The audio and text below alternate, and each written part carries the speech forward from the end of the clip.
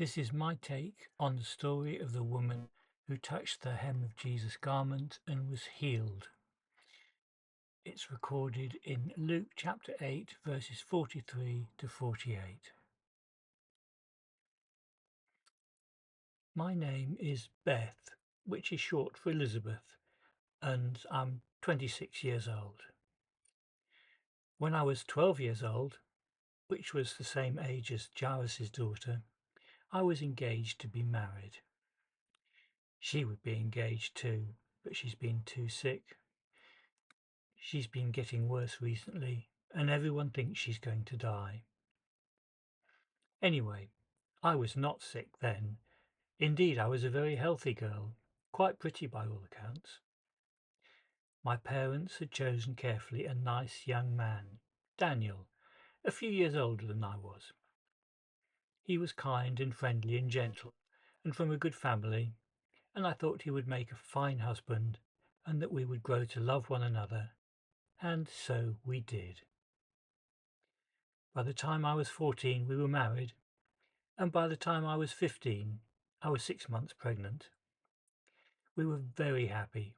Daniel was a good Jew, and he loved God. Then there was this rebellion against the Romans who occupy our land. It was only a small affair.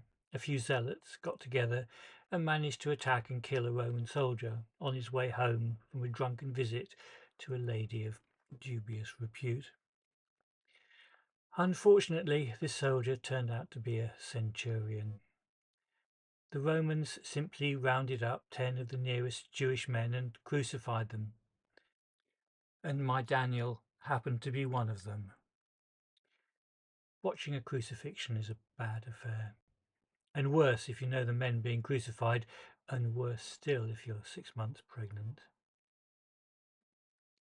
Daniel was a brave man and strong. He lived for over 24 hours on that cross. Sometimes they break your legs so you can't use them to push up to help with breathing. But no leg breaking this time. You just have to wait until your arms and leg muscles get so exhausted that breathing becomes impossible and you suffocate. It's the worst way to die in the world. But the longer you lived, the greater the torture, and the less likely another Roman soldier is going to get murdered on his way home from a night out.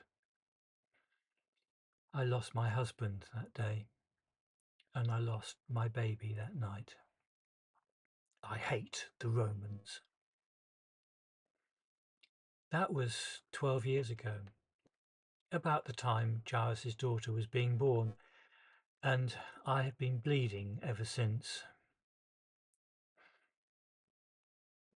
I have been impure ever since, unclean, a person who can contaminate others with a touch, not allowed into the synagogue or temple, a social outcast, and certainly no chance of another marriage. I hate the Romans. I've been to see doctors and quacks and charlatans and priests, and no one has been able to help. I've spent my money, my parents' money, and Daniel's parents' money, but still I bleed. I hate the Romans. Then I began to hear stories about a local healer, a Jewish preacher speaking about the kingdom of God, saying that the poor are blessed and that the sick shall be made well again. I'm certainly poor and sick, but the problem is I'm also unclean, untouchable, and everything I touch I can contaminate. How can he heal me? I also hear that he heals lepers. I'm just a leper, except that I bleed. It's even said that he has raised the dead. I feel dead. Might as well be dead. I wish I was dead. I heard him speaking once on the mountainside. There was a great crowd of folk. I remember him saying that we should love our enemies. It never occurred to me that he could include Romans in that. They're so much more than our enemies. They are the occupying force, the torturers, the murderers, the baby killers. I hate the Romans. And right after that, I hear that he healed a Roman centurion's servant. How can he do that? I hate the Romans. Does he really mean that we should forgive our enemies? I'm a good Jew. Surely it's our duty to hate them and kill them if we can. And yet he heals their servants. But then so many people hate me, especially when they know that I'm bleeding from down there. And they physically back off. Smiles disappear. They look round to see where I was sitting and see if they may have got too close to me and contaminated themselves. I have a few close friends and my family are fine, but the look on some people's faces, you'd think I was the enemy. This guy, Jesus they called him, he doesn't seem to be frightened of anybody. Not lepers, not Romans, and apparently he recently touched a dead body and it came back to life again. I remember thinking, perhaps if he can touch me, I can get my life back again. So I went to look for him. Capernaum is far enough away from where I live so that I'm not known too well. Jesus, they said, had gone out in a fishing boat onto the lake with his disciples.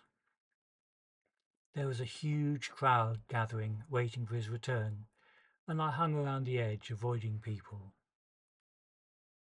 As the crowd became bigger and bigger, I knew that I would not be able to speak to him, not with all these people around. Also, I'm a woman, and we don't get to speak out in public when there are men around.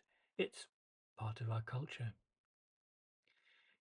Anyway, eventually the fishing boat arrives back. It looks a bit battered, as if it's been through a storm.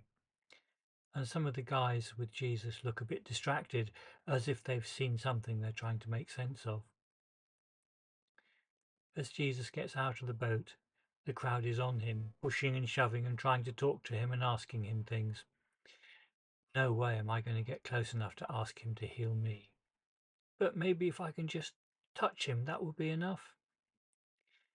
He's making slow progress from the boat, his friends trying to force a way through the crowd.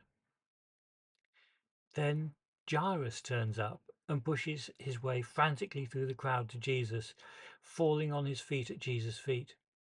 He must be desperate to do that. All that pushing and shoving. The poor man is almost in tears with anxiety and urgency. Jesus stops and listens to him speak about his only daughter being very near death. As Jesus listens, I see my opportunity. By the arch. If Jesus goes with Jairus, he will have to go through the arch, and if I am there, I can reach out and touch him as he goes past. So, I push my way through to the archway. I tremble to think how many people I must have made unclean as I did so. I stood beside that arch and watched as Jesus came closer and closer. I have never before been so close to Jesus. He looked tired and yet calm and peaceful amongst all that crowd and pushing and shoving and noise. His friends were trying to keep calm and make space for him to walk, but it was hard work for them. Looking at some of the faces in the crowd, I was reminded of some of the looks I saw on the faces of the Romans who crucified Daniel. That same sort of selfish lust mixed with self-doubt.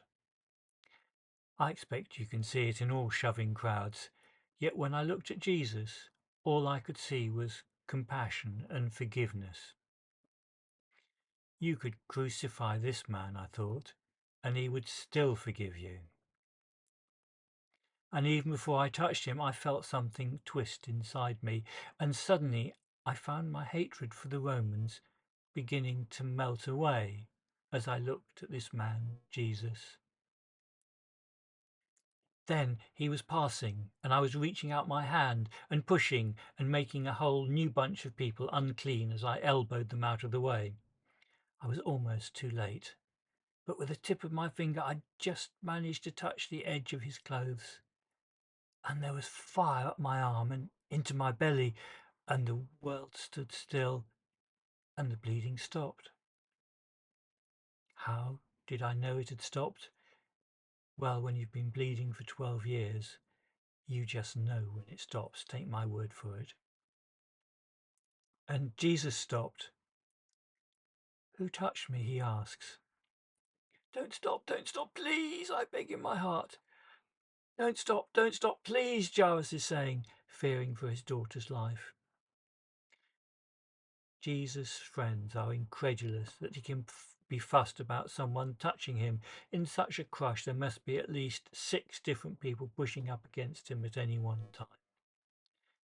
But Jesus knows that something has happened, and I know that something has happened.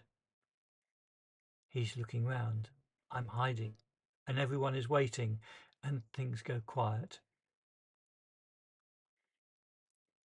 I look around the man's shoulder, and Jesus is smiling, looking at me. No one has smiled at me in a long time. I am rooted to the spot and beginning to shake. I'm not sure if I'm terrified or grateful or forgiven or healed, but I know that I can't stand up any longer, so rather than fall over, I kneel down as the crowd parts a little to let Jesus come closer. He crouches in front of me to listen to what I have to say. There seems to be no rush as I explain why I touched him and that I am healed. It feels as if there is no one except him and me, and as I tell him, so peace seems to flood every part of me. Then suddenly I'm aware of Jairus, who is anything but peaceful. He is a picture of anxiety and urgency, and here am I holding everything up. Jesus sees me looking at Jairus. Go in peace, he says to me, and I know that not only will all be well with me, but also with Jairus' daughter.